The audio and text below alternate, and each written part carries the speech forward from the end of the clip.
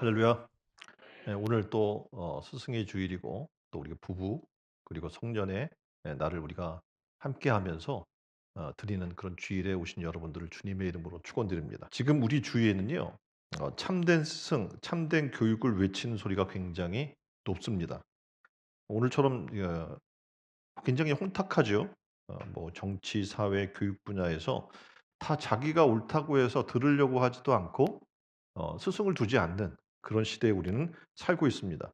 정말 어떻게 보면 배우고자 하는 마음이 필요하고 가르침을 베풀 수 있는 사람, 모든 것을 따라서 행동할 수 있는 참된 스승이 필요한 시대인 것 같습니다. 근데 오늘 본문은 전혀 다른 이야기를 해 주고 있어요. "선생이라 칭함받지 말라." 라는 그런 얘기를 하면서 시작을 하는 겁니다. "선생이라 칭함받지 말라." 지금 많은 선생을 요구하는데 선생이라 칭함받지 말라는 거예요. 첫 번째 지금 "선생이라 칭함받지 말라."라고 얘기하는데 23장 8 절에 이렇게 이야기해요. "너희는 랍비라 칭함을 받지 말라. 너희 선생은 하나요. 너희는 다 형제니라."라고 얘기를 하고 있어요. 오늘 본문에서도 예수님이 당시의 선생이라고 하는 사람들을 향해서 혹독하게 비판하는 그런 장면들이 등장을 합니다. 그러니까 당시에는 랍비, 그러니까 라본이라고도 이야기하는데 선생이라고 얘기했고요. 또 지도자, 뭐 서기관 이런 사람들은요. 당시의 지도층 계층이었고요. 또 가르치는 입장에 있었던 사람들입니다. 그런데 예수님은 그들을 향하여 굉장히 신랄하게 비판을 하고 공격을 하는 내용이 성경에 등장을 해요. 도대체 왜 선생된 그들은 예수님으로부터 그런 온갖 욕설을 다 얻어 먹어야만 했었을까요? 왜냐하면 그들은 율법의 길이 있다고 생각했어요. 그래서 율법을 막 가르쳤죠. 율법을 가리키는 선생으로 있었습니다. 근데 참 길 대신 예수 그리스도를 보지 못했던 거예요. 또 하나는 그들은 율법의 진리가 있다고 "율법을 따라와."라고 계속 외치면서 율법을 강조했어요. 그런데 그 율법을 지시한 진리가 예수님임을 깨닫지 못했다는 겁니다. 또 하나 그들은 율법을 따르고 그것을 완성시켜 나가는 삶을 살게 되면 그곳에 영생이 있다고 얘기를 했습니다. 그런데 영생이신 예수님을 영접하지는 못했던 거예요. 이 그림은 피터 비리엘이라고 하는 사람이 그린 그림이에요. 타이틀은 이렇습니다. "맹인이 맹인을 인도하다."라는 그런 타이틀의 그림입니다. 이 그림에서 보듯이 당시에 랍비 지도자 서기관들은요 맹인과 같았다는 거예요. 그래서 어떻게 보면 영생도 알지 못하고 길도 모르고 진리도 모르는 사람들이 율법을 얘기하면서 길과 진리와 생명을 얘기했던 것이죠. 다시 말하면 소경이 소경을 인도하는 그런 모습의 그림처럼 그런 삶이 이루어지고 있었던 겁니다. 또 뭐라고 성경은 얘기하냐면 그들은 천국 문을 닫고서 남도 천국에 못 들어가게 한다. 선생이던 자들이 잘못 가르쳐 가지고 천국 문을 닫아 버리는 거예요. 못 들어가게 하는 거예요. 그리고 그들은 스스로 선생이라고 높은 위치에 있었지만 그들은 정말 보잘것없는 자라고 성경은 얘기해 주고 있습니다. 우리나라는 교육이 굉장히 강조되는 나라입니다. 어렸을 때부터. 여러분이 아시는 것처럼 뭐 고졸이 의무화되어 있는 그런 사회 속에 우리가 살고 있잖아요. 굉장히 교육 평준화가 이루어져 있는 세상 속에 살고 있습니다. 그렇다면 이렇게 교육을 어릴 때부터 시켜서 철저히 교육시킨 이런 나라라면 인재가 굉장히 많아야 되는 거예요. 그런데 노벨상 하나 타지 못해요, 이 나라는. 도대체 문제가 뭘까? 많은 사람들이 연구하다 보니까 우리나라의 교육 시스템에 문제가 있다는 거죠. 그리고 교육 내용에 문제가 있다고 얘기를 합니다. 그러니까 우리나라 교육의 내용을 이렇게 정리해 보니까 지식 중심의 교육을 해요. 또 하나는 진화론 중심의 교육이에요. 또 하나는 점수의 높고 낮음을 가지고 사람을 완전 평가해 버리는 그런 시스템이 되어 있는 거죠. 거기에는 정신 교육도 없어요. 창조 역사나 영적인 측면의 교육이 등한시되어 있는 모습을 보고 있는 겁니다. 그래서 교육의 맹점이라고 얘기를 해 주고 있어요. 지금 그림은 교육부 과학기술산하기관인 교육과정평가연구원이 중고등학교 과학교 교과서 집필자들에게 내린 지침이에요. "이렇게 하라."라고 지침이 내려 있는데 내용을 보면 이렇게 되어 있어요. 집필 유의점하고 요 옆에 지금 빨간색으로 되어 있죠. 집필 유의점에 뭐라고 되어 있냐면 "창조론은 기술하지 않는다." 아예 그냥 "배제해 버리겠다."라고 이 지금 과학교과 교과서를 집필하는 사람들에게 표준 지침을 내린 거예요. 그러니까는 이 내용 안에 교과서 내용 안에 단문 돼 안 돼요? 안 된다고 아예 지침이 되어 있기 때문에 담지 못하는 그런 형태를 지금 갖고 있는 겁니다. 그래서 이 지침에 대해서 기독교계는 창조론을 무시하는 것은 헌법상 국민의 알 권리를 그리고 종교의 자유를 침해한 것이다라고 지금 이야기를 하고 있어요. 그러니까 교계에선 얘기해요. 이 지침 때문에 중고등학교 교과서에 창조론이 들어가지 못하고 진화론만 실을 수밖에 없다. 그 지침을 강조하는 이 내용들이 굉장히 무서운 겁니다. 그래서 여러분이 지금 아시는 것처럼 어떤 법적 근거가 하나 만들어지게 되면요. 반대편은 완전히 배제돼 버리는 그런 상황들이 계속해서 만들어지고 뭐 차별금지법 그런 것도 마찬가지예요. 역차별이 일어나는 그런 구조죠. 그렇다면 창조 이 내용이 교과서에 반영될, 왜냐하면 하나 진화론적인 측면이 있는데 이것은 교계 전문가들에 따르면 여러분이 아시는 것처럼 뭐 확실한 진리냐? 그렇지 않아요. 다 가설로 이루어진 거잖아요. 자, 그렇다면 창조라고 하는 것도 동시에 배워야 되는 거예요. 그래야 교육에 쉽게 이해하면 평등한, 그죠, 한쪽으로 치우치지 않은 교육이 이루어질 수 있기 때문에 그렇습니다. 자, 그렇다면 이것이 반영되려면 어떻게 될까? 지금 그 교육 전문가들에 따르면 교과서에 창조 이야기가 들어가려고 한다면 현재 지금 교과서 심의위원회는 대다수가 현재 진화론 일색으로 된 사람들이 포진되어 있는 거예요. 그러니까 어떡합니까? 아예 그런 지시사항이 내려놓게 되는 거죠. 아예 창조는 싫지 말아라. 배제하라. 이렇게 되어 있는 겁니다. 그러니까 다시 말하면 교과심의위원회에 창조론 또는 지적 설계론을 믿는 그런 사람들이 다수 들어가야 되는 거예요. 그래야 공평한 교과서 집필이 이루어질 수 있다는 겁니다. 더군다나 창조 과학에 대한 저변 확대가 동시에 일어나야 한다는 거예요. 안 그러면 소경이 소경을 인도하는 일들이 계속해서 일어나게 되는 거죠.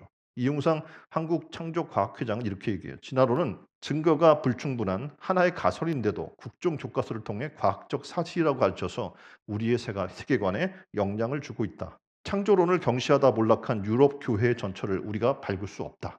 이렇게 이야기를 하고 있어요. 학생들에게 풍부한 시청각 자료나 또는 창조를 과학적으로 설명할 수 있는 그런 기회들이 주어져야 되는 겁니다. 지금 우리 교회에도 어떻게 보면 이공계 박사들이 굉장히 많아요. 여러분들도 어떻게 해요? 일조를 해야 돼요. 그렇죠? 그래서 창조에 대한 부분들이 반영이 되고 사람들이 인식될 수 있는 교육 환경이 만들어지도록 그렇게 여러분들도 활동을 해야 되고, 여러분 그 개인적인 삶에 바쁜 부분들도 있겠지만 하나님 나라의 확장을 위해서 애쓰고 힘쓴 여러분들이 되시길 바랍니다. 학생들에게 이런 교회 학교 안에서도 가르쳐야 되는데 아시는 거와 마찬가지로 교회 학교에는 강제성이 없어요. 그렇죠? 부모가 그리고 강제로 끌고 올 때나 올 수 있는 거지 여기서 스스로 들어와서 배우려고 하는 사람들이 많지 않은 것을 볼 수가 있습니다. 그래서 우리는 어떻게 하면 이런 교육 환경을 만들어 나가는 것들이 굉장히 중요해요. 그리고 예수님은 예수님 때의 사람들이 랍비라고 예수님을 부르는 것을 예수님은 싫어했어요. 왜냐하면 율법자 이런 사람들로는요 온전한 하나님의 뜻을 드러낼 수가 없었던 거예요, 당시에는. 그렇다면 정말 이 땅에서 학자 스승은 없다고 봐야 될까요? 두 번째 이렇게 얘기하는 거예요. 그래서 그럼 누가 스승일까? 스승은 누구일까요? 우리가 사람이라면 자녀 단계로부터 시작을 해서 학생이나 친구, 남편이나 아내, 그리고 부모 단계에 이르고 나중에는 할머니나 할아버지로 생을 마치는 것이 보통의 일생입니다. 자, 그런데 진리를 깨달은 모든 그리스도인들은 일평생 하나님과 주 예수 그리스도의 백성이요 그리고 자녀로 살아가게 됩니다. 여기서 자녀나 학생은 부모와 선생님에게 배우는 입장이 되게 되겠죠. 그런데 부모와 학교의 선생님에게만 배우는 것이 아닙니다. 여기서 영원한 진리 또는 구원의 진리, 하나님과 함께 사는 진리, 영성 이런 포함한 전인적인 인간의 그 양육의 진리는 이 안에 담겨 있지 않기 때문에 그렇습니다. 그래서 성경은 얘기해요. 참된 스승은 한 분인데 유일한데 하나님뿐이에요. 그래서 오늘 성경에서도 얘기하기를 선생 되지 말라라고 이야기하는 게 하나님밖에 없기 때문에 참된 스승은. 그런데 이 스승을 알게 하기 위해 영적 지도자들이 필요한 거예요. 그래서 성경은 어떡합니까? 영적 지도자를 교회를 통해 세워 나가시고 계신다고 얘기하고 있습니다. 그래서 구원받은 성도들이 아름답게 신앙의 성장을 가져오게 할 수 있기 때문에 그래요. 신앙의 지도자는 누굽니까? 특히 자녀와 학생들에게 첫째 하나님 안의 꿈과 하나님 안의 영적 세상을 심어주는 사람들이고, 둘째는 복음을 통해서 구원의 확신과 또는 행복하게 사는 삶이 무엇인지를 터득시켜 주는 거예요. 또 셋째는 본을 보여주는 거, 이런 영적 삶에 있어서. 네 번째는 모든 진리를 가르치는 자이고, 다섯 번째는 사랑으로 양들을 돌보는 자다. 이들을 뭐라 그래요? 신앙적 지도자라라고 이야기를 하는 겁니다. 그래서 교회 안의 모든 지도자는 교사나 또 가르치는 모든 이들은 어떻게 합니까? 이 범주에 속합니다. 그래서 교회 안의 목회자나 교사들 이들이 얼마나 영적으로 중요한 사람들인지를 우리는 깨달아야 합니다. 그리고 우리는 좋은 선생을 위해서 기도해야 하고 또 많이 보내주실 것을 간구해야 합니다. 그림에 보면 기도 제목이 나와 있어요. 스승에 대하여 묵상하며 드리는 기도라고 제목이 있고 두 번째 단락에 보면 이렇게 시작을 해요. 특별히 학교 현장에 좋은 스승들을 많이 보내주셔서 학생들과 인격적으로 관계를 맺고 하나님의 창조 세계를 온전히 이해하고 사랑으로 지식을 사용하도록 돕는 영적으로 충만한 이들을 세워주시기를 기도합니다. 또한 기독교사들이 참된 스승으로서의 부르심을 회복하며 변화를 일으키는 역사가 있도록 이들을 축복합니다. 그러니까 이렇게 구체적으로 어떻게 우리는 영적 스승을 위해 기도해야 될 줄 믿습니다. 자, 세 번째는 이렇게 얘기하는 거예요. 그러니까 스승의 날에 지금 시대는 꽃 하나 받는 것조차 큰 죄를 짓는 것처럼 취급을 받는 교육 환경을 갖고 있는 것을 보게 돼요. 자, 교육이란 선생님에 대한 고마움 그리고 존경심이 없이는 이루어지지 않습니다. 존경하지 않는 교사에게 어떻게 배울 수 있겠어요? 존경하지 않는 스승에게 어떻게 뭘 내가 전수받을 수 있겠습니까? 그러니까 교육은 돈으로 이루어지는 게 아닙니다. 또한 시설이나 교육 기자재의 현대화로 이루어지는 것도 아니에요. 시작은 선생에 대한 존경과 고마움으로부터 시작이 되는 겁니다. 그것이 없다면 참된 교육은 일어날 수 없기 때문에 그렇습니다. 자, 그림을 보면 김영란법 시행 후 스승의 날의 변화된 모습을 이렇게 얘기해 주고 있어요. 지금 첫 번째 질문에 이렇게 얘기해요. 스승의 날 담임 교사에게 카네이션 정도는 괜찮나? 줄 수 있을까 없을까요? 예? 일반 지금 학교에서 공립학교나 사립학교에서 선생님에게 카네이션 주는 게 허용이 되나요 안 되나요? 안 줘 봐서 몰라야지. 뭐라고 여기 되어 있냐면 학생 대표, 다시 말하면 정교 회장, 학급 반장이 공개적으로 대표해서 이렇게 하나 달아 주는 건 되는데 개인적으로 하면 안 돼요. 이렇게 아예 법적으로 지정이 돼 있는 거예요. 그래서 개인이 교사에게 카네이션도 줄 수 없게 법적으로 제한한 그런 시대 속에 우리는 살고 있는 거예요. 예. 그래서 지난 15일 스승의 날에 10년 차 한 고등학교 교사님은 이렇게 얘기했다. 조기 퇴근하라고 학교에서 강요를 하는 거예요. 왜? 문제가 일어날까 봐. 예. 그래서 그냥 조기 퇴근을 하는 그런 일들이 일어나는 것을 보게 됩니다. 공립학교뿐만 아니라 사립학교도 이 법이 적용이 됐죠. 그래서 시행 첫날 교수에게 학생이 캔커피 하나를 이렇게 테이블에 놨어요. 그랬더니 그게 그러니까 사립학교도 딱 적용이 되면서 김영란법이 1호 신고 접수가 바로 그거예요. 교수님에게 한 학생이 캔커피를 줬습니다. 이걸 신고한 거예요. 예? 그런 시대에 지금 우리가 살고 있는 겁니다. 그래서 그걸 신고했다는 1호 신고를 보면서 사회가 상당한 충격을 받은 거예요. 아니 그런 것까지 라고 얘기를 하면서 그러니까 어떻게 보면 교사에 대한 참된 존경과 교마움이 사라져 버린 그런 시대에 우리는 살고 있는 겁니다. 근데 유대인들은 여러분이 아시는 것처럼 교육을 굉장히 귀하게 여기는 족속입니다. 그래서 교육의 주체인 랍비를 존경하는 문화를 갖고 있어요. 랍비를 영어로 이야기하면 그대로 랍비고요. 유대의 율법을 가리키는 선생을 가리키는 존칭어입니다. 아람어로는 라보니라고도 이야기하고 나의 주인, 나의 선생님 이런 호칭입니다. 그래서 위대한 분, 존경할 만한 사람이란 호칭으로 불리고 있어요. 그래서 유대 사회에서 가장 존경받는 사람들에게 물어보면 누구냐면 선생님이에요. 나의 선생님. 왜냐하면 정치가도 아니에요. 재력가도 아니고 사업가도 아니고 군인도 아니고 관료도 아니고 랍비, 나를 가리키는 나의 선생님이 가장 존경하는 사람이라고 입을 모아 얘기합니다. 선생님이 말하면 그 말 한마디 한마디가 그대로 학생들에게 받아들여져요. 그리고 그 말씀에 따라 그리고 살고자 합니다. 이것이 유대인을 각 분야에서 최고의 두각을 드러내는 민족으로 키운 힘이라고 얘기를 합니다. 그러니까 교육을 가장 소중하게 생각하는 거죠.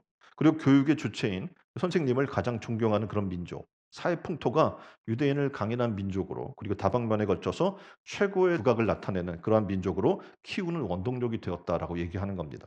자, 랍비들이 가리키는 책을 묶은 책이 있어요. 뭐냐면 탈무드라고 얘기를 합니다. 이 탈무드가 유대 사회에서 가지는 권위를 얘기한다면 거의 성경에 버금갈 만큼 그런 권위를 갖고 있습니다. 그러니까 유대인들의 교육이 여기에 있는 거예요. 그 아이들은 선생님을 존경하고 잘하도록 만들어 줬고 그런 사회 분위기를 만들고 그런 사회적 전통을 갖고 있고 선생님에게 가장 성스러운 권위를 부여해 주고 있는 공동체가 바로 유대 공동체입니다. 자, 이게 바로 교육의 힘이에요. 근데 지금 우리나라 교육 현실은 어떠한가? 현재 학교의 교육 환경 평가를 얘기를 해요. 교육 환경 평가. 여기에 보면 교사의 68%가 뭐라고 얘기를 하냐면 "내가 교육에 전념할 수 있는 환경이 아닙니다."라고 얘기를 하는 거예요. 과도한 학생 인권을 이야기를 해요. 그걸로 말미암아서 교권이 추락한 거예요. 그리고 학생, 학부모 그리고 이 사이에서 어떻게 학폭 문제로 말미암아 민원이 계속 제기가 되고 소송이 있는 거예요. 선생님 얼마나 피곤하겠어요. 가르치고 싶겠어요? 안 가르치고 싶겠어요? 바른 말 하고 싶지도 않고 가르치고 싶지도 않고 괜히 뭔가 잘못했 얘기했다가 소용이 없으니까 이 학교가 뭐로 전락해 버렸냐면 그냥 정보를 전달하는 것, 그 배우는 어떤 교과서 내용들을 전달하는 것, 그 이상을 할 수가 없는 거예요. 거기에 윤리, 도덕 그리고 존경 뭐 이런 그런 구조를 만들어내는 것은 거의 힘든 그런 사회 속에 우리는 살고 있는 겁니다. 그래서 쪼금만 뭔가 자기네가 불만이 있으면 교사를 죄인으로 부도덕한 사람으로 그 돈 많은 돈벌레로 그냥 몰아가 버리는 거예요. 이런 풍토에서 생각해 보세요. 어떤 교육이 이루어질 수 있습니까? 그래서 혹자는 이렇게 이야기해요. 교회 학교 교육 같은 경우에도 지금 많이 퇴보하고 있다는 거죠. 한국 교회는 19 세기 프로그램으로 20 세기 교사가 21 세기 어린이를 가르친다. 그러니까 지금 세상 교육에 따라갈 수 없을 정도로 뒤처져 있는 거예요. 지금 그 시스템도 교회 학교에서 시스템을 가질 수가 없어요. 왜냐하면 의무 교육이 아니잖아요. 그러니까 애들이 의무적으로 와야 의무 교육을 하고 커리큘럼을 만들고 하는데 계속 애들이 로테이션 되고 나왔다 안 나왔다 하고 뭐 이러니까 어떡합니까? 이게 승급이라는 게 있을 수 없어요, 교회는. 그렇잖아요. 그러니까 굉장히 교육에 있어서 어려운 거예요. 그런데 교회 학교는요. 세상 교육과 달라요. 그 청소년들에게 지식을 전달하는 곳이 아니에요. 이곳은 영적인 감동과 영적인 감격을 주는 곳이기 때문에 그렇습니다. 학교 교육 같은 경우에는 이성적인 측면의 경험을 강조하는 머리 교육이에요. 그런데 교회 학교는 계시와 영성을 강조하는 가슴 교육입니다. 그래서 비교의 대상이 될 수가 없어요. 그렇죠? 그래서 세상 교육을 학교 교육을 교회 끌고 와서 "여기서 동일하게 그런 교육을 시켜 줘요."라고 얘기하는 건 말도 안 되는 겁니다. 교회는 지식보다 하나님 안에서 주는 영성을 전달하는 곳이에요. 어린애는 어른의 부속품이 아닙니다. 그들만의 신앙과 문화와 교제가 여기서 활성화되도록 누가? 부모인 여러분들이 투자도 해야 되고 신경도 써야 하는 거예요. 그러면 왜 지금 요즘 한국 교회 학교가 성장하지 못할까? 그 이유를 좀 조사를 했어요. 여기 보니까 교회 학교가 성장하지 않은 가장 큰 이유로 뭘 얘기하냐면 세속주의 가치관. 그러니까 사람들이 이미 세속주의적인 가치관에 물들어 있어요. 그리고 그런 세상 문화가 영향이 큽니다라고 얘기를 했어요. 그래서 이런 탈종교화 흐름이 교회 학교에도 불고 있어서 지금 "교회 학교가 성장할 수 없다." 이렇게 얘기를 해요. 또 하나는 학원 공부로 인해 시간이 부족하다. 그 학교 와서 공부하는 일하고 교회 학교에서 배울 성경을 배우고 하나님을 배울 시간이 없는 거예요. 그 밑에는 인생 목표가 성공과 출세라고 하는 세속주의 가치관이 이게 뿌리 깊게 잡혀 있는 거죠. 이외에도 뭐 전도 부족, 그리고 기독교에 대한 부정적 인식, 그래서 뭐 어떻게 보면 개신교의 책임도 있다. 뭐 이런 부분들도 있지만 이렇게 한국 교회 교육 환경이 굉장히 어려운 상황 가운데 들어갈 뿐만 아니라 우리가 지금 미래 세대를 얘기를 하는데 그 세대를 위해 우리가 좀 준비해야 돼요. 그럼 이제 어떻게 보면 교회 학교에 끌고 와야 되고 내 자녀니까 어떻게 말씀으로 내가 집에서도 양육해야 되고 그래서 가정의 학교가 회복이 돼야 되는데 그런 기본적인 것부터 회복이 시작이 되어야 한다는 겁니다. 그래서 그렇게 되지 않으면 이제 21 세기 한국 교회가 사막으로 변할 수도 있다라고 얘기합니다. 자, 그렇다면 지금 네 번째 중요한 걸 얘기할 건데 뭐냐면 가정 학교가 회복이 되어야 한다라는 겁니다. 그러니까 세상 교육이 잘 안 되니까 아까도 말씀드렸잖아요. 진화론만 가르쳐요. 근데 여러분 성경을 집에서 안 가르치는 거예요. 그 교회 학교에서 배울 기회도 별로 없는 거예요. 그럼 이 아이들이 자라서 어떡하겠어요? 진화론적 사고방식, 과학주의적 사고방식만 갖고 있어요. 이 아이들에게 신앙을 얘기한다, 성경을 얘기한다? 안 되는 거예요. 왜냐하면 백그라운드가 아예 없는 거예요. 배경 지식이 없는 거예요. 자, 그러면 이게 어디로부터 시작이 돼야 하는가? 가정 학교로부터 시작이 돼야 하는 거예요. 그래서 우리가 뭐 홈스쿨링 뭐 이런 것도 얘기를 하지만 그러니까 성경의 홈스쿨링이 일어나야 한다라는 겁니다. 그러니까 부모는 각자 자신이 할 수 있는 최선의 방법으로 자녀를 양육하려고 해요. 근데 아시는 것처럼 언제나 불완전합니다. 그러니까 백지 같은 아이들에게 심정에 바른 인격도 심어줘야 하고 바른 삶의 기초를 심어주는 것이 굉장히 시급한 사회 속에 우리는 살고 있어요. 그래서 부모가 하나하나 말하는 거, 행동하는 거, 생각하는 거 하나에 신중해야 하는데 점수가 그렇게 하나님보다 중요하지 않음을 얘기해야 해요. 교재나 학원이나 또한 그 과외 교육을 시키죠. 그래서 뭐 학원 교육이나 이런 데 막대한 비용을 투자하지만 신앙 교육에는 투자하지 않아요. 그리고 아이가 스스로 신앙이 있기를 바라요. 그럴 수 없어요. 투자한 만큼 거둬지는 거예요. 자 생각해 보세요. 여러분이 얼마나 가정 예배를 드리고 있습니까? 가정 예배는 어떻게 보면 신앙적인 아주 기초적인 것에 불과한 거예요. 근데 그 기초가 없는 거예요. 또 하나 성경 말씀을 계속해서 전수해 줘야 돼요. 왜냐면 어디서 들을 데가 없어 애들이.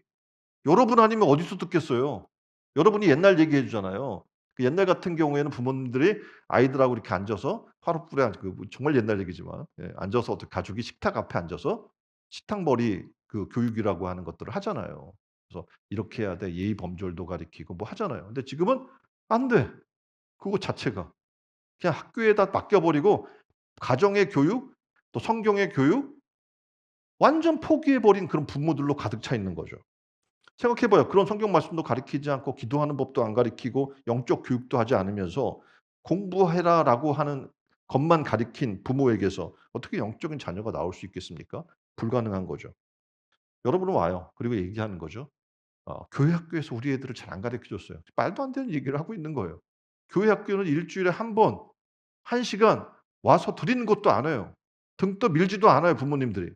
그러면 뭐 어디서 배우는 거예요, 애들이 성경을? 가정에서밖에 배울 수 없는 거예요. 가정 학교가 회복되지 않으면 우리의 신앙의 앞으로는 이 얘기예요. "사막화가 이루어질 거다. 아예 없을 거다. 미래 세대가 없을 거다."라고 얘기를 하는 겁니다. 가정에서부터 영적 교육이 회복돼야 될 줄 믿습니다. 가정은 하나님이 세운 학교예요. 부모는 그 학교의 교사입니다. 그래서 그런 부모님들이 많은 거죠. 교회 학교 보냈으니까 교사들에게 하나님 지혜를 주시고 뭐 이렇게 얘기를 하는데 그것도 맞는 얘기지만 가장 먼저 교사는 누구냐면 여러분 부모님들인 거예요. 부모는 가정학교의 교사입니다. 자녀들이 말씀 안에 잘 양육될 수 있도록 하나님이 부모에게 그 권한을 주신 거예요. 부모는 이 땅을 살다 보니 부모님들이 느낄 거예요. '아 세상의 가치관이 너무 심하구나. 이것을 대항해서 하나님 가치관을 어떻게 심어줄까.' 고민해야 되고 스스로 영적 싸움을 싸워야 되고 그 결과물을 가지고 아이들을 어떻게 해요? 가르쳐야 돼요. 그러니까 세상에 나가면 이런 영적 갈등과 영적 싸움들이 내게 올 거야. 그걸 나는 이렇게 극복했단다. 너도 기도하고 이렇게 싸워서 이겨야 돼. 그리고 말씀으로 이겨야 돼. 날마다 말씀으로 시작해야 되고 큐티의 삶을 살아야 되는 이유가 그 말씀이 너를 그것을 이기도록 요셉처럼 그런 시험의 환경에서 극복하도록 코람되어 하나님 앞에 살도록 만들어 줄 거야. 그걸 가르쳐 주는 부모가 되어야 될 줄 믿습니다. 그래서 사회가 산업화되고 분업화되면서 하나님의 학교로서의 가정 기능이 점점 약화된 것을 우리는 인정할 수밖에 없어요. 안타까운 거죠. 모든 교육을 일반 학교에다가 위임해 버렸어요. 그리고 집에서는 그냥 단지 "쉬어라 와서. 잠자라. 밥 먹어라." 하는 곳으로 전락해 버린 거예요. 한국 사회의 비극은 바로 이겁니다. 부모가 더 이상 하나님 안에서의 교사로서 양육을 포기했다는 거예요. 아주 어린 나이로부터 자녀들을 어린이집으로 유치원으로 학원으로 내몰아 버려요. 그리고 가정의 교육은 전무합니다. 부모는 이제 학비를 조달하는 자로 생활 편의를 도모해 주는 사람으로 그래서 아버지는 어떻게 해요? 머니머신이에요. 그리고 엄마는 도시락 싸주는 아줌마고 이런 것밖에 못하는 거죠. 그래서 시편 127편 4 절에 이렇게 얘기해요. "젊은 자의 자식은 장사의 수중의 화살 같으니"라고 얘기를 해 주고 있는 거예요. 부모는 활이래요. 그리고 자녀는 화살이에요. 그래서 하나님께서 궁수가 돼서 목표 지점을 향해 당겨 줄 때 이 화살은 관역을 향해 나아가는 거예요. 다시 말하면 부모는 활입니다. 부모가 당기는 대로 자녀들은 나아가는 거예요. 여러분은 어디를 향하여 화살을 쏘고 있습니까? 공부입니까? 아이들에게 강조하는 게 있잖아요. "공부해. 공부에 성공해야 된단 말이야." 계속 거기로 활시위를 당기는 거죠. "야, 돈 많이 벌어야 돼. 열심히 돈 벌어서 성공한 삶을 살려면 사회 직장도 좋은 데서 취직해야 하고." 계속 돈을 얘기하는 거예요. 돈을 계속 당기니까 자녀들도 어떻게 해요? 돈에 뭐 주일날 교회 오는 거나 내가 섬기는 거나 중요치 않아. "돈 벌려면"라고 얘기하는 거죠. 아니면 세상 부귀와 영화입니까? 우리의 자녀라는 화살들을 주님의 교양과 훈계를 가지고 당겨야 되는 거예요. 하나님의 사람이 되는 것과 주님의 성품을 담는 자녀가 되는 것에 목표를 두시기를 주님의 이름으로 축원드립니다.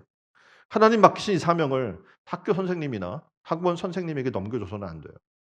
모든 족속으로 제자를 삼으라. 이 말은 예수님이 우리에게 지금 명령하신 것이고 어디로부터? 가정으로부터 시작되어야 할 일입니다. 그러니까 내 자녀를 제자 삼아야 되는 거예요. 말씀으로, 기도로.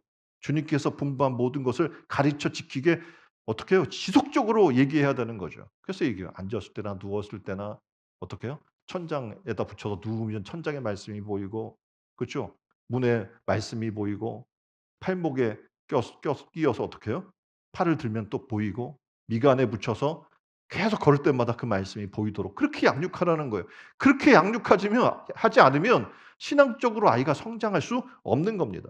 하나님이 세운 학교인 가정은 무엇보다 자녀에게 이렇게 하나님 안에 가치관을 심어줄 뿐만 아니라 또한 부모의 말 한마디가 아이들의 인생이 바뀌는 거예요.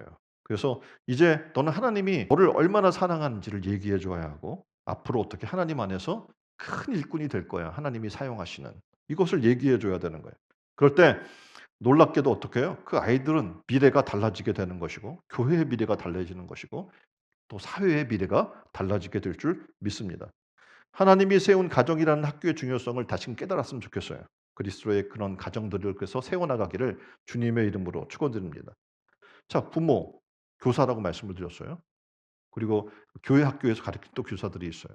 그럼 이 교사들은 어떤 선생님이 되어야 될까요? 첫 번째는 이렇게 얘기해요. 기도하는 선생님이 되세요. 우리가 세상적 지식을 어떻게 세상 사람들의 지식만큼 따라갈 수 있겠습니까? 그렇죠. 그렇게 수학을 가르칠 수 있어요? 그렇게 외국어를 가르칠 수 있습니까? 쉽지 않아요. 그쵸? 이전에는 교육 수준이 사회적으로 굉장히 저평준화되어 있었기 때문에 교회에서 그런 부분들도 다 앞서서 해 줬어요. 막 과외도 해 주고 다 해 줬어요. 근데 지금은 따라갈 수가 없어요. 자, 그렇다면 우리가 해줄 수 있는 게 뭡니까? 기도하는 교사가 되어야 되는 거예요. 교사가 살아계신 하나님, 전능하신 하나님을 증거하고 사람들에게 믿음을 심기를 원한다면 우리의 힘으로는 영적 측면에 접근이 안 돼요. 그렇다면 어떻게 합니까? 성령의 도우심을 구하는 기도가 필요한 겁니다. 그래서 우리에게 기도하는 교사가, 기도하는 부모가 필요한 겁니다. 그럴 때 하나님의 능력을 힘입게 되고 가정이 하나님 나라 되는 은혜 역사가 있게 될 줄 믿습니다. 자, 생각해 보세요. 뭔가를 여러분이 교사가 되려고 그러면 피곤해요. 준비해야 되거든요. 그쵸? 교사는 뭔가 준비를 해야 돼요. 그래서 집에 오면 여러분들도 직장 생활과 세상 생활이 얼마나 피곤하겠습니까? 근데 집에 와서 또 아이들을 내가 가르쳐야 돼? 피곤하잖아요. 그쵸? 그런데 그걸 하기 위해서 기도해야 돼요. 하나님, 이 아이들을 신앙으로 말씀으로 양육하기를 원해요. 근데 저는 힘이 없습니다. 성령으로 부어 주세요. 기도하고 어떻게 해요? 준비하고 가정의 학교로 가는 거예요. 직장 끝났어도 가정의 학교로 뭘? 교사가 되기 위해 돌아간다는 생각을 하셔야 되는 겁니다. 믿음을 심기 위해서 영적 전쟁에서 아이들이 승리할 수 있는 힘을 키워주기 위해서 준비해야 돼요. 그런 커리큘럼을 여러분의 가정에서 만들어야 되는 거예요. 가정 예배를 회복해야 되는 겁니다. 온 정성을 다해 말씀을 준비하고 가르치는 것도 중요한데 문제는 뭐냐면 말씀드렸잖아요. 세상 학교와 다르다고. 우린 지식 전수자가 아니라고. 성령의 감동을 전달하는 거라고. 그래서 많은 내용이 필요치 않아요. 성령의 강한 능력을 위해 우리는 무릎 꿇고 기도하는 거예요. 그러면 말 한마디라도 어떻게 성령이 역사하면 뒤집어지는 거예요. 그게 하나님의 세계입니다. 그래서 우리 생각하는 거예요. '아 이거 내가 그걸 언제 준비하고 막 그 큐티책 막 이런 걸 내가 다 공부하고 애들한테 또 프로그램을 만들어서 하고.' 근데 놀랍게도요. 기도를 하면 하나님 지혜를 주셔요. 그러니까 방대한 어떤 지적 내용을 전달하라는 게 아니라 어떻게 하면 가정이 주님 안에서 화목하게 될까? 바로 주 하나님을 가리키면 되는 거예요. 하나님 아버지를 만나면 되는 거예요. 아무리 성경을 지식적으로 잘 가르친다고 하더라도 성령의 능력이 나타나지 않으면 아무 소용이 없거든요. 그래서 부단히 우리는 필요한 게 뭐냐면 기도하는 거예요. 하나님의 성령의 능력을 부어 주세요. 그리고 어떡해요? 성경을 가르쳐야죠. 성경 학교니까. 가정도 성경 학교요. 교회도 성경 학교이기 때문에 어떻게 해야 돼요? 성경을 열심히 가르쳐야 돼요. 가르치려면 먼저 여러분이 어떻게 해야 돼요? 읽어야 돼요. 배워야 돼요, 내가. 또 대학원에서 강의를 하다 보면 새로운 과목이 자꾸 주어져요. 그러면 최소한 아 30권을 관련 분야의 책을 읽어야 되거든요. 예, 그러면 그중에서 최고의 베스트를 뽑아 가지고 어떻게 해요? 텍스트로 삼는 거예요. 그 가운데 또 뭐 참고 서적도 달아 주고 또 어 우리가 전체 교과 과정의 내용들을 정리해서 주면서 가르치려고 하는 거예요. 자, 하나님 말씀을 가르치려고 해요. 이게 될까요? 성경을 하나도 안 읽은 사람이? 불가능해지는 거예요. 그러니까 어떻게 해요? 성경을 읽어야 돼요. 바울은 4장 6 절에 이렇게 깨우치면 좋은 일꾼이 돼요. 하나님 말씀에 교사로서 가르치고 깨우치는 일을 하라는 거예요. 누가? 부모가. 그 성경학교 교사들이. 그러려면 어떡합니까? 여러분 스스로가 성경과 싸워야 되는 거예요. 그게 일어나지 않고 그냥 교회학교 교사 가서 그냥 시간만 때우고 프로그램 하나 진행하고 그걸로 말려고 한다면 그걸로 누가 변화되겠습니까? 그죠. 아무리 많은 것을 해도 변화가 안 돼요. 그러려면 어떡합니까? 교사가 먼저 깨어나야 돼요. 모세의 어머니 요게벳, 지금 제가 인제 어머니를 얘기하는 부모님들을 사무엘의 어머니 한나, 웨슬리의 어머니 수산나, 링컨의 어머니 낸시. 자, 이들은 훌륭한 아들들을 키웠겠죠. 그쵸? 그러면 이 어머니의 학벌이 대단했을까요? 많은 교육을 받았을까요? 교육 환경이 좋았을까요? 전혀 아니에요. 근데 이들이 그렇게 훌륭한 아이들을 키웠던 이유를 이렇게 설명해요. 하나님의 말씀으로 가르쳤다라는 거예요. 하나님의 말씀으로 그랬더니 아이들이 변화된 거예요. 이처럼 성경만이 가르치기에 유익한 책이요, 큰 변화를 가져다 줄 수 있는 능력이라는 튀김을 누가? 우리 스스로가 먼저 인정하고 배우고 확신하는 일에 거해야 될 줄 믿습니다. 자, 세 번째 어떤 교사가 필요하냐면 전심전력을 다하는 교사가 필요해요. 디모데전서 4장 15 절입니다. "이 모든 일에 전심전력하여 너희 진보를 모든 사람에게 나타내게 하라." 여기 전심전력에 해당하는 멜라타오라는 말이 있어요. 이 말은 "받은 바 사명을 위하여 항상 준비하고 연구하라." 이렇게 얘기해 주고 있는 거예요. 어 이전에는 지금만큼 그렇게 교육 수준이 높지 않았어요. 그리고 이전에는 여러분이 아시는 것처럼 재료도 그렇게 좋지 않았어요. 교육 자료나 이런 것도. 지금은 얼마나 좋습니까? 그쵸? 그럼에도 불구하고 놀랍게도 성경학교 교사들을 보게 되면 너무 준비하지 않아요. 이전에는 그걸 위해서 스케치북에 그림 다 공과를 하나하나 설명하기 위해 공과를 다 그리고 한 장 한 장 넘겨 가면서 아이들에게 얼마나 열심을 다해 하는지 몰라요. 그리고 우리 반이 애들이 많이 이렇게 나오기 위해 맨날 전화하고 신방하고 그 평일날도 어떻게 모여서 떡볶이 파티하고 막 해서 애들한테 정말 정성과 사랑을 심어 주는 거예요. 그러니까 어떻게 애들이 사모하고 오는 거예요. 사모하고 오는 그 애들에게 한 주일 동안 열심히 교사가 준비해서 성경의 내용을 아이들에게 전달하는 거예요. 그래서 어렸을 때 배웠던 그 내용들이 잊혀지지가 않는 거야. 예? 그러니까 그게 뭡니까? 전심전력했단 말이에요. 근데 지금의 교사들은 어떻습니까? 교사를 신방해야 돼, 학생들이. "선생님 안 와요?" 뭐 이렇게 해야 되는. 자, 그런 교사들이 어떻게 아이들을 변화시킬 수 있겠습니까? 그러니까 우리가 바뀌어야 돼요.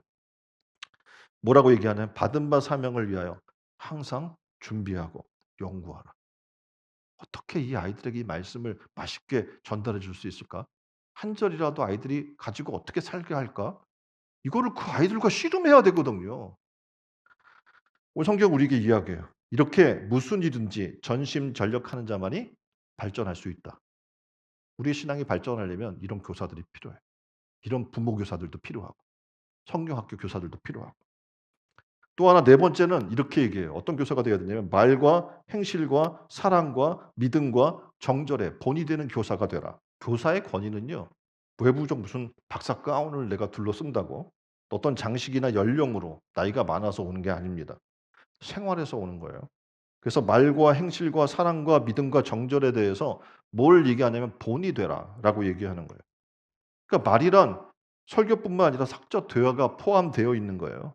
그래서 교사는 어디 있어야 되냐면 하나님께서 명령한 교사의 자리에 있어야 돼요. 본이 되는 자리. 세상 다 세상 즐거움 다 살면서 교사를 하려고 한다? 말도 안 되는 거고요. 그런 가정에서 내 아이들은 신앙적으로 키워지기를 원한다? 말이 안 되는 거죠. 부모가 먼저 희생해야 돼요. 세상 다 끊어야 돼요. 세상 즐거움 끊어야 되는 거예요. 그리고 교회 와서 봉사하고 헌신하고 11조 드리고 기본적인 삶을 살아줘야지 그게 교사지. 그쵸? 그런 삶을 하나도 살지 않으면서 그냥 형식적으로 와서 봉사하고 그런다고 교사가 되는 게 아닙니다. 부모는 하나님께서 보내신 삶의 현장의 자리에서 있어야 돼요. 예배의 자리, 봉사의 자리, 그리고 예배의 사명의 자리를 기쁨으로 지키는 삶의 모습을 자녀에게 보여줘야 되는 거예요. 야, 이거 즐거운 거구나. 교회 가서 내가 섬기는 게. 우리 모두가 그런 기쁜 마음으로 각자의 자리를 지키는 그런 영적 교사들이 다 되기를 주님의 이름으로 축원드립니다. 세상을 보면 아까도 이야기했잖아요.